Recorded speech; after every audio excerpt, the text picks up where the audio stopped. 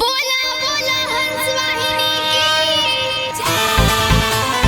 पास कोई हो हमारा सोना आगे मैया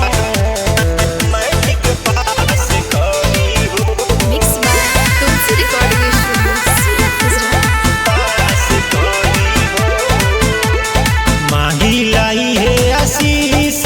जन उदास करी हो माही लाई है आशीष जन उदास करी हो तो हमारा जनुआ के मैया मैट्रिक पास करी हो तो हमारा सोनावा के मैया मैट्रिक पास करी हो पास करी हो मिक्स बाय डीजे सहाबुद्दीन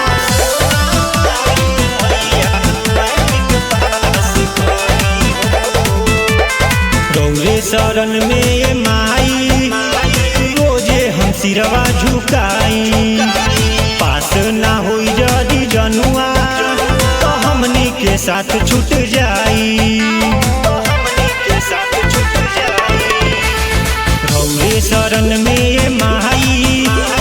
रोजे हम सिरवा झुकाई पास ना होई जदी जनुआ तो हमनी के साथ छूट जाई टूटे ना बेटा के दिलावा कुछ खास करी हो टूटे ना बेटा के दिलावा कुछ खास करी हो तो हमारा जनुआ के मैया मैट्रिक पास करी हो तो हमारा सोनावा के मैया मैट्रिक पास करी हो पास करी हो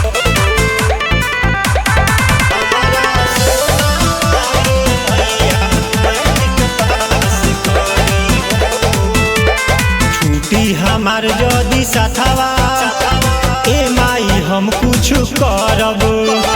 जी नाही पाइबो कराबिन दौड़े दुअरिया मरब छुट्टी हमार जदी साथवा ए माई हम कुछ करब जी नाही पाइबो कराबिन दौड़े दुअरिया मरब अमर जीत के बिनती अब स्वीकार करी हो अमर जीत के बिनती अब स्वीकार करी हो तो हमारा जनुआ के मैया मैट्रिक पास करी हो तो हमारा सोनावा के मैया मैट्रिक पास करी हो पास करा दिए मैया।